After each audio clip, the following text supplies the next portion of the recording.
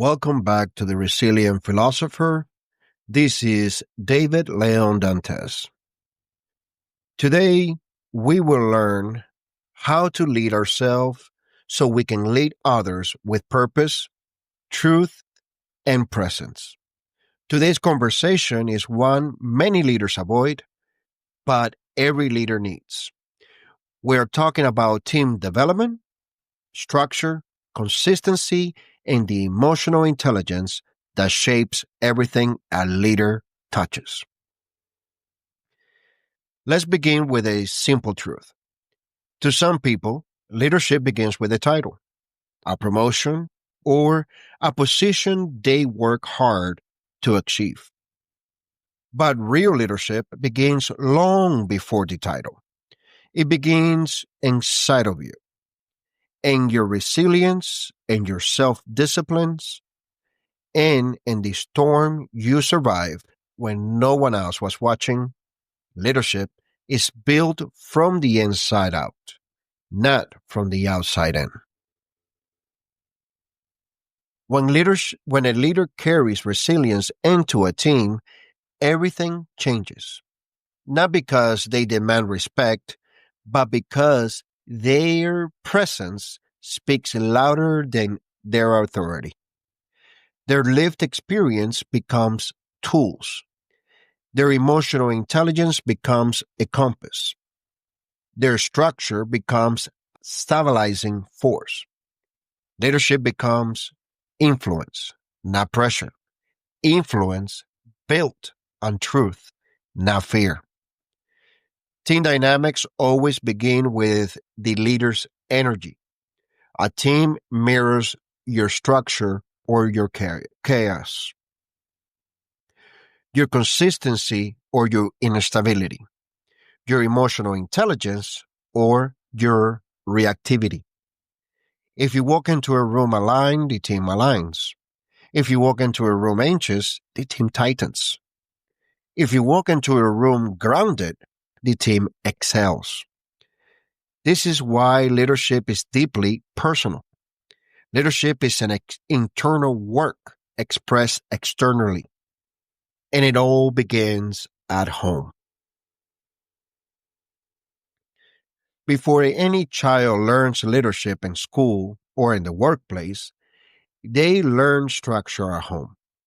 They learn consistency from their family.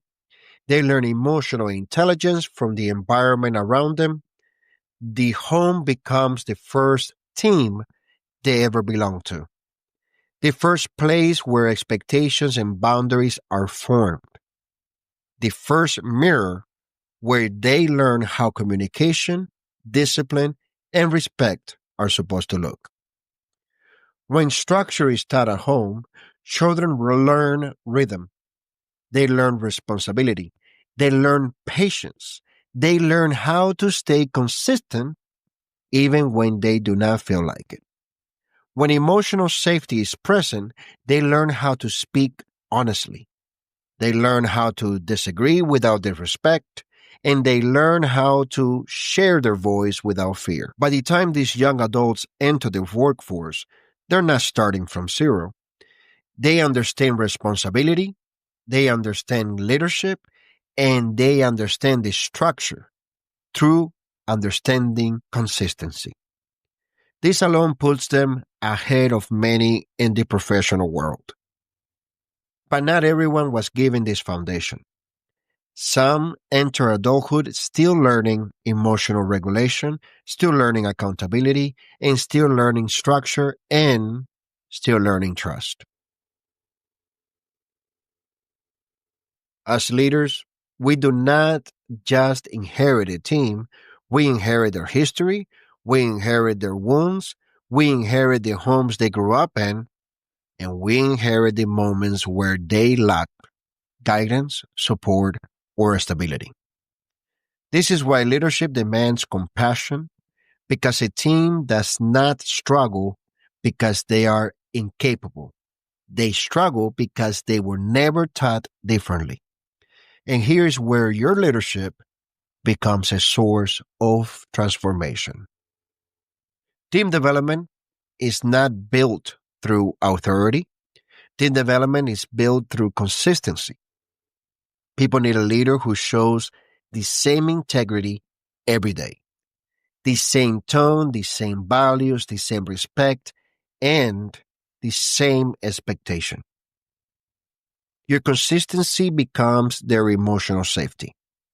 Your predictability becomes their trust. Your structure becomes their foundation. I once inherited a team that had gone through multiple supervisors in a year. The structure was there, but the consistency was not. The team felt lost, tired, disconnected. The first thing I brought was not new rules. The first thing I brought was consistency. Consistent tone, consistent expectation, consistent discipline, and consistent support. And in time, the team breathed again. They reconnected, rebuilt trust, and became unified. Not because I changed the policies, but because I changed the emotional climate. This is the true essence of leadership. People rise when the leader rises. People breathe when the leader breathes. People grow when the leader grows. Team dynamic reveals themselves most clearly during conflict. Conflict is not the enemy, inconsistency is the enemy. When conflict appears and the leader reacts emotionally, the team fractures. When the leader responds with emotional intelligence, the team strengthens. Pressure exposes the leader's discipline. Crisis exposes the leader's alignment. Chaos exposes whether the leader has structure within themselves. I remember a moment when a crisis hit unexpectedly. The team panicked. I felt the pressure rise inside my own mind, but before stepping into the room, I centered myself. I returned to my internal structure. I reminded myself that I was the emotional anchor of the environment. If I walked in unstable, the team will collapse. So I walked in calm, steady, aligned, and clear. And the entire atmosphere changed. Not because of instructions, but because of presence. This is what true leadership is. Your presence becomes their stability. Your calm becomes their confidence. Your consistency becomes their courage. This is the unseen work leaders do, the silent burdens they carry, the emotional weight they hold so others can breathe. This is the soul of leadership, the part no one sees, the part no one claps for, the part that transforms everything. And this leads us into culture.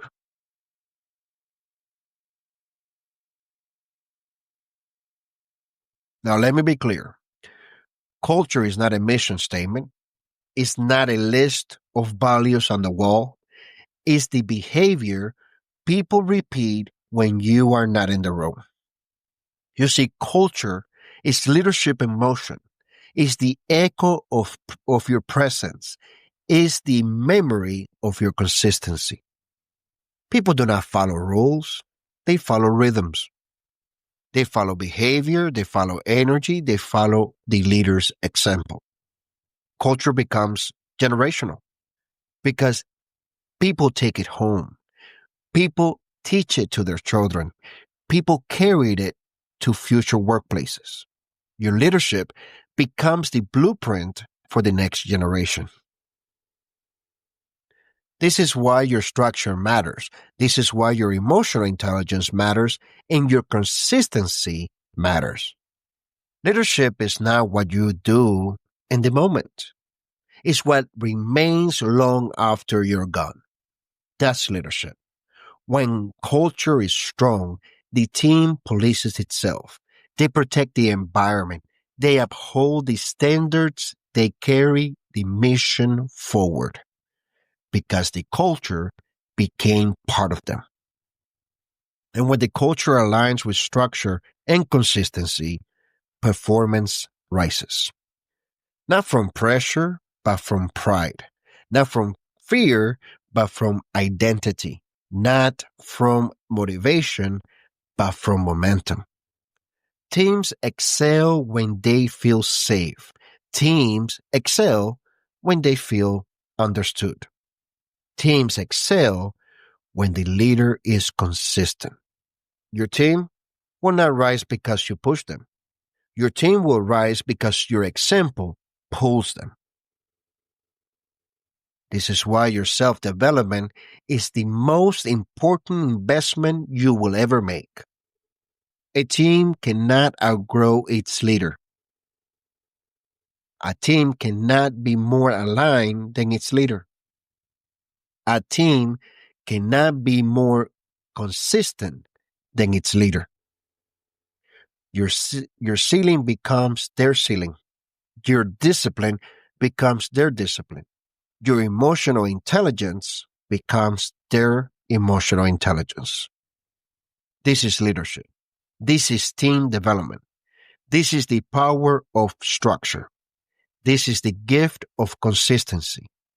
This is the soul of team dynamics. This is how a leader shapes the next generation. Not with force, but with presence. Not with authority, but with alignment. Not with perfection, but with resilience. You lead by becoming the example others follow, even when your voice is silent. And I would like to also add that the biggest reward anyone in leadership could ever acquire is not their own success, is not their personal wealth, but to see a team go beyond the expectations, rise above the expectations, and succeed on their own. When a leader is able to see their team move forward into better positions, into better opportunities, they have led with structure and consistency to a point that that individual has been empowered to move to better places in their life. And there's no higher reward any leader can ever receive than that. That is servant leadership, to help others, to empower others. But that's a subject for another episode and perhaps even another book. Until then, thank you for being here. Thank you for growing, and thank you for leading with truth. This is the Resilient Philosopher. Your journey continues, but in order for it to continue, you must always show up for yourself.